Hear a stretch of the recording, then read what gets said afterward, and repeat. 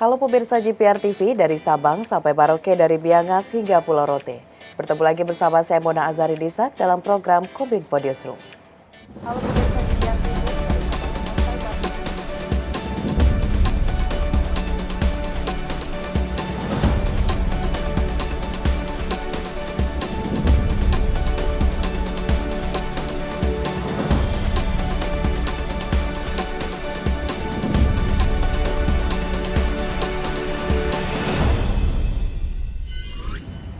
Pemirsa, kita ke informasi pertama. Presiden Joko Widodo dalam pembukaan Rakernas Badan Pengelola Dana Lingkungan Hidup menyoroti dua hal penting, yakni masalah sampah dan juga rehabilitasi hutan mangrove.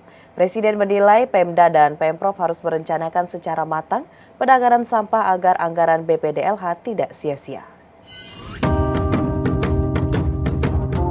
Presiden Joko Widodo membuka Rakernas Badan Pengelolaan Dana Lingkungan Hidup di Gedung AA Maramis, Jakarta pada Rabu 21 Desember 2022. Dalam sambutannya, Presiden menyoroti dua masalah lingkungan hidup, yakni penanganan sampah dan rehabilitasi hutan mangrove.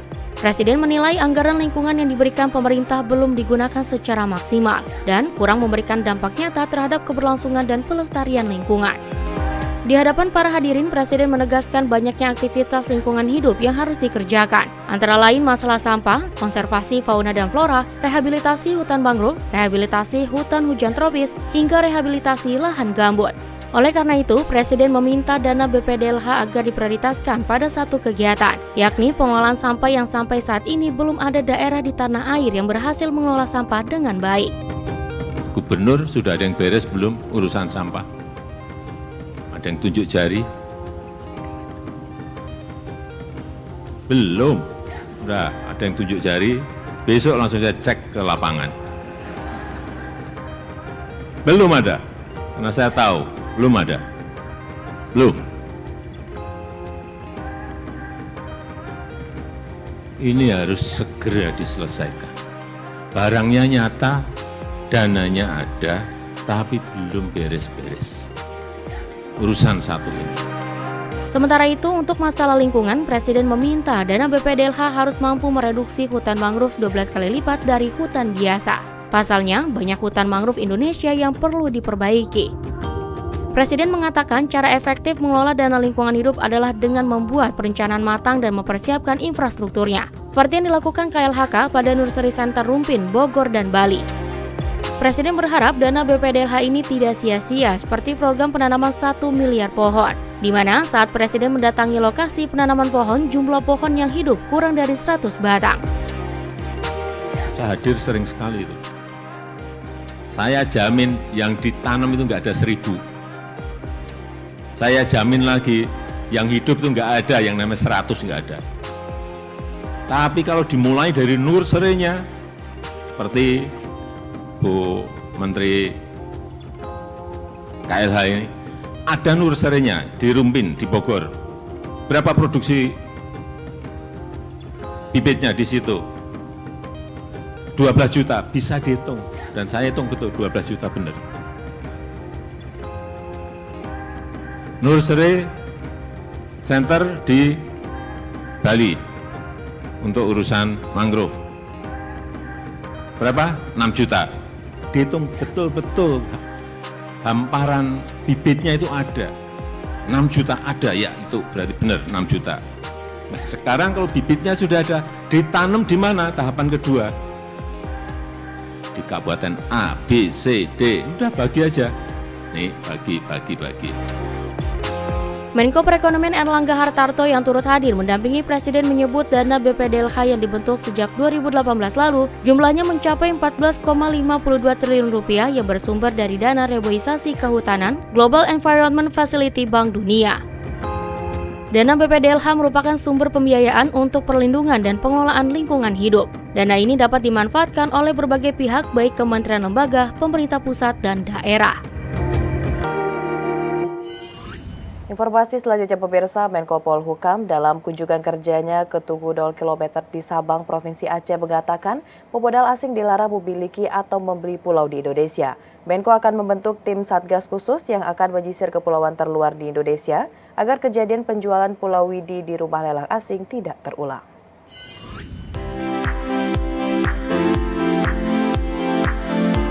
Menko Polhukam Mahfud MD menegaskan pemodal asing tidak boleh memiliki satu pulau pun di Indonesia.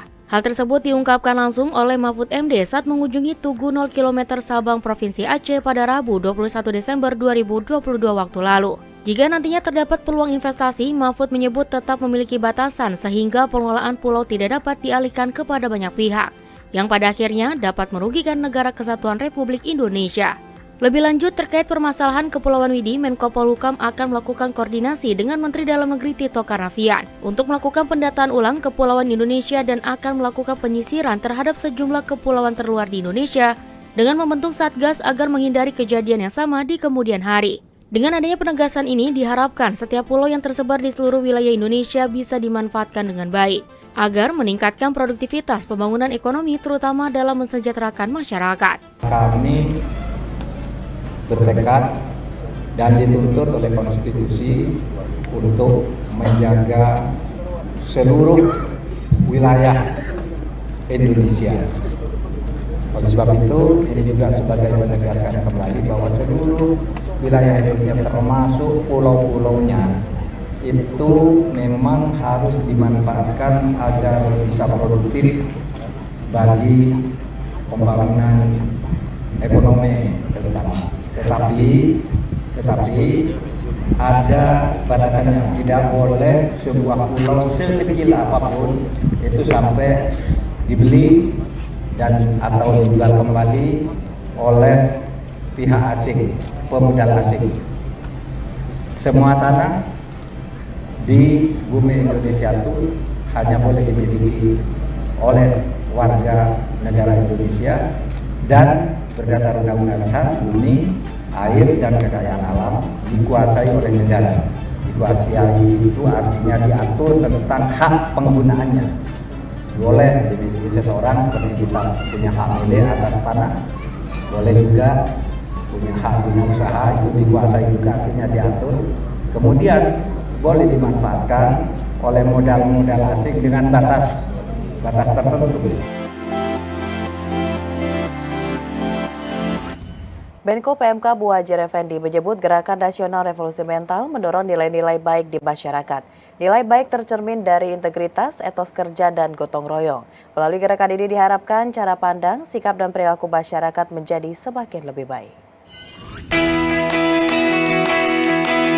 Menteri Koordinator Bidang Pembangunan Manusia dan Kebudayaan Muhadjir Effendi mengatakan, Gerakan Nasional Revolusi Mental mendorong internalisasi nilai-nilai strategis di tengah masyarakat, yakni nilai integritas, etos kerja, dan gotong royong. Menko Muhadjir mengharapkan gerakan bersama ini akan mendorong perubahan cara pandang, sikap, perilaku yang berkarakter dan berorientasi pada kemajuan. GNRM telah berkolaborasi dengan seluruh pemangku kepentingan guna mendorong perubahan mental dan memberikan berbagai perubahan yang dirasakan oleh seluruh masyarakat. Hal ini tercermin dalam Indeks Capaian Revolusi Mental tahun 2021 sebesar 70,47 poin atau lebih tinggi dibandingkan Indeks Capaian Revolusi Mental tahun 2018 sebesar 67,1 poin. Untuk itu, Muhadjir Effendi mendukung penyelenggaraan Anugerah Revolusi Mental 2022 sebagai bentuk apresiasi terhadap upaya yang telah dilakukan oleh lembaga pemerintah, swasta, dan masyarakat atau komunitas yang telah melakukan perubahan secara nyata, terukur, inspiratif, dan berkelanjutan. Anugerah Revolusi Mental ini diberikan kepada semua pihak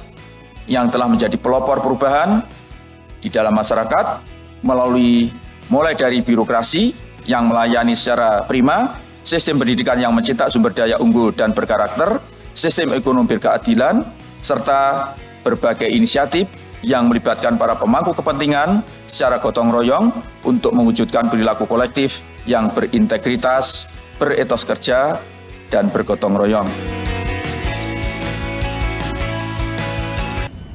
Presiden Joko Widodo mempertimbangkan kemungkinan besar mengakhiri PPKM di seluruh Indonesia. Wacana pengakhiran PPKM sejalan dengan situasi pandemi yang semakin terkendali dan cakupan vaksin ke masyarakat. Presiden Joko Widodo membuka kemungkinan pada akhir tahun ini pemerintah akan memberhentikan pemberlakuan pembatasan kegiatan masyarakat di seluruh Indonesia. Hal tersebut mengingat situasi pandemi di tanah air yang saat ini terus membaik. Selain itu, kasus harian COVID-19 pada Selasa 20 Desember 2022 berada di angka 1.200-an. Kemarin kasus harian kita berada di angka 1.200. Dan mungkin nanti akhir tahun kita akan menyatakan berhenti PSBB PPKM kita. Di kesempatan tersebut, Presiden menjelaskan kembali perjalanan naik turunnya situasi pandemi COVID-19 di Indonesia selama hampir 3 tahun ini. Saat varian Delta masuk, kasus harian di Indonesia mencapai 56.000 kasus. Saat itu saya ingat, hampir 80% menteri menyarankan saya untuk lockdown. Termasuk masyarakat juga menyampaikan hal yang sama. Kalau itu kita lakukan saat itu, mungkin ceritanya akan lain. Tak hanya terhenti pada varian Delta saja, perjuangan Indonesia dalam menghadapi COVID-19 luar biasa. Dengan kemungkinan lagi varian Omikron yang saat puncaknya kasus harian mencapai 64.000 kasus. Lebih lanjut, berdasarkan kriteria dari Badan Kesehatan Dunia, Indonesia kini sudah memasuki masa endemi COVID-19. Hal ini didukung dengan hasil survei antibodi masyarakat Indonesia meningkat menjadi 99,2%, sehingga dapat mengurangi risiko akibat COVID-19. Untung kita saat itu masih tenang, tidak gugup, tidak geragapan, sehingga situasi yang sangat sulit itu bisa kita kelola dengan baik. Presiden Joko Widodo menerima langsung kunjungan kenegaraan Presiden Republik Sosialis Vietnam di Istana Kepresidenan Bogor, Jawa Barat. Dalam pertemuan bilateral itu, terdapat 5 hal yang menjadi pokok bahasan kerjasama.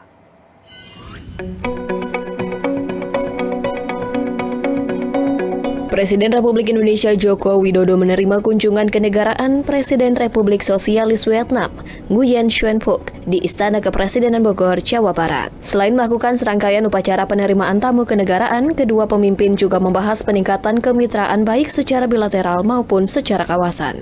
Dalam pernyataan pers bersama, Presiden Republik Indonesia mengatakan terdapat 5 hal antara Indonesia dan Vietnam dalam konteks kerjasama bilateral. Pertama, upaya peningkatan perdagangan kedua negara dengan target baru perdagangan bilateral sebesar 15 miliar dolar Amerika Serikat pada tahun 2028. Kedua, perlindungan investasi Indonesia di Vietnam. Presiden Republik Indonesia menyebut akumulasi investasi Indonesia di Vietnam mencapai lebih dari 600 juta dolar Amerika Serikat melalui 101 proyek. Ketiga, penguatan kerjasama di bidang energi bersih dan energi baru terbarukan yang dapat mendorong pengembangan listrik tenaga matahari, tenaga hidrogen, dan smart grid. Saya juga menyambut baik rencana kolaborasi Vietnam dengan perusahaan BUMN dan perusahaan-perusahaan di Indonesia seperti PT BTM dan PT Wima untuk pemasaran motor listrik gesit di Vietnam. Indonesia Battery Corporation (IBC) untuk investasi pada pembuatan baterai EV dan PT Inka untuk pembelian komponen bis listrik. Kerjasama yang keempat adalah meningkatkan konektivitas kedua negara dengan mengembalikan arus lalu lintas barang dan wisatawan seperti masa pra-pandemi dan merevitalisasi rute penerbangan langsung antara pusat bisnis dan pariwisata. Sementara yang kelima, perundingan zona ekonomi eksklusif Republik Indonesia dan Vietnam. Pemirsa, usai jeda kami akan kembali dengan berbagai informasi lainnya. Tetaplah bersama Kominfo Newsroom.